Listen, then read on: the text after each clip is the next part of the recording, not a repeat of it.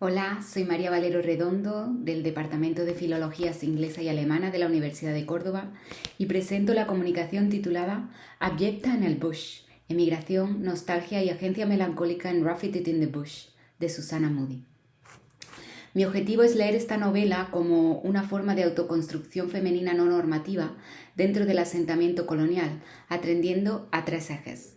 El primero, la nostalgia como estrategia de supervivencia afectiva. El segundo, la figura de Moodie como Crusoe femenina mal equipada.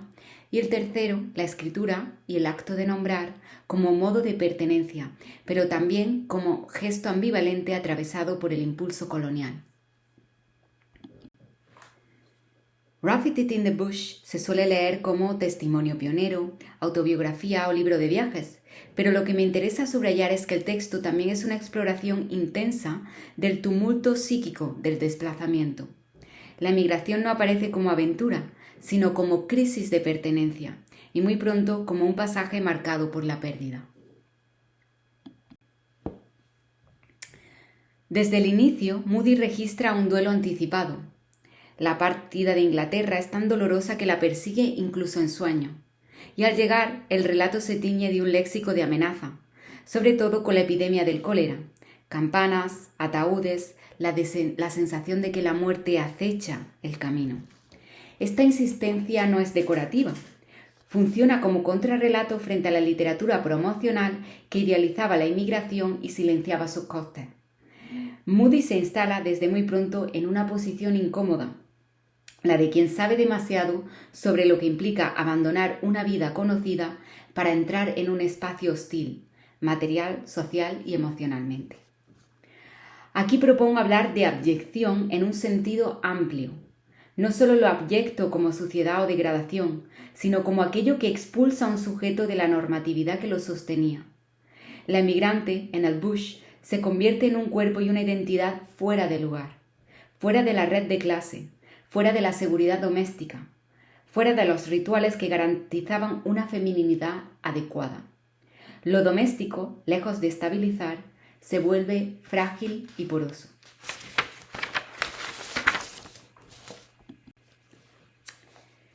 En este contexto, la nostalgia aparece como un mecanismo afectivo central. Moodie no recuerda a Inglaterra, la reconstruye como mito. En el texto, Inglaterra se convierte en un Edén, un símbolo de belleza, seguridad y continuidad, intensificado precisamente por el contraste con lo salvaje canadiense.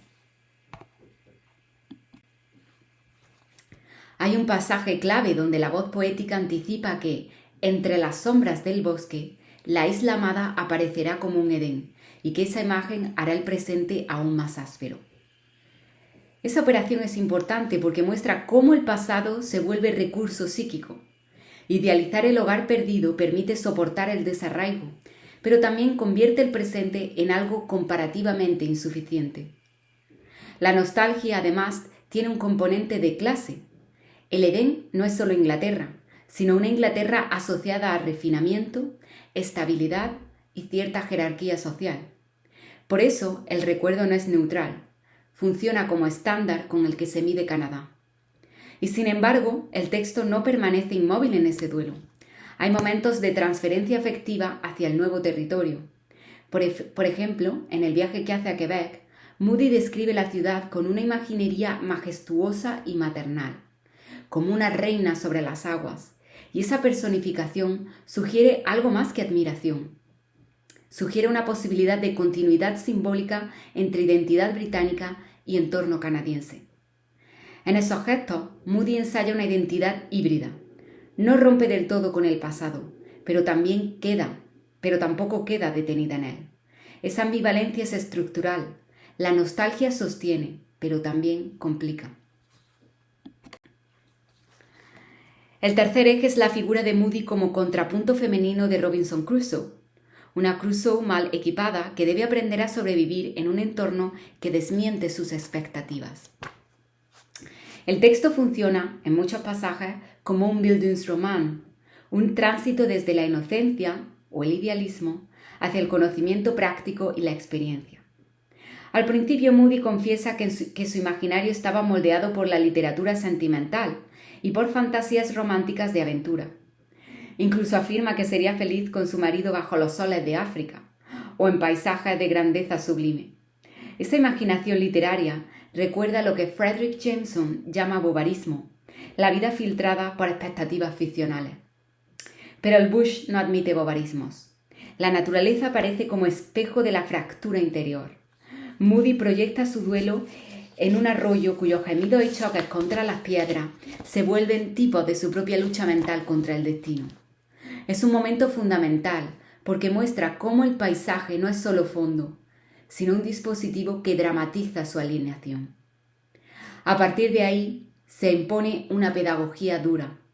Moody pasa de la incapacidad, no saber ordeñar, cultivar, temer a los animales salvajes, a una progresiva adquisición de habilidades y episodios de agencia concreta.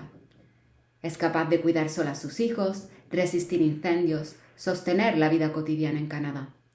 Y al mismo tiempo, el texto se vuelve didáctico. Insiste en que Canadá solo recompensa a quienes trabajan, a quienes tienen esperanza pero pocos recursos, a quienes no dependen de los lujos europeos. Moody, así, se coloca también contra cierta imagen de migración como ascenso fácil. Su libro funciona como correctivo de la propaganda migratoria. Por tanto, Moody es una mujer que sabe demasiado, porque no solo narra, instruye, advierte y desmonta imaginarios. Llego al cuarto núcleo, lo que denomino, siguiendo el marco teórico establecido, agencia melancólica.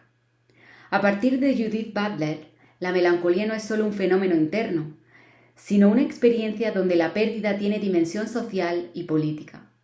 Y en la lectura de Camille van der Merel, las pérdidas de las mujeres pueden convertirse en base para reclamar pertenencia y arraigo simbólico. En Moody, el duelo se intensifica con pérdidas familiares y con la conciencia de que la tierra adoptiva es también tierra de tumbas. Esta dualidad, tierra de adopción y de nacimiento de mis hijos, y más querida aún, tierra de sus sepulturas, es durísima, porque ancla el vínculo con el lugar en el dolor. Es decir, la pertenencia no surge del confort, sino de la herida. Pero Moody intenta construir hogar, y aquí es clave la distinción entre hogar como casa, hogar como familia y hogar como homeland, patria o lugar de origen. El texto muestra que la casa canadiense a menudo fracasa como hogar. Es una choza miserable, penetrada por mosquitos, por el desorden de lo natural. Home, dice la narradora, deja de pertenecer al presente y queda condenado a vivir en el pasado. Esa frase cristaliza lo que podríamos llamar una imposibilidad de traslado afectivo. No basta con mudarse para reubicar el sentido del hogar. Sin embargo, Moody no se queda en la impotencia. Recompone lo doméstico mediante prácticas: reorganizar, cerrar puertas, reinstalar privacidad, repartir roles. Y esto puede leerse como una escena de domesticidad victoriana, sí, pero también como una escena donde la mujer actúa como arquitecta de orden.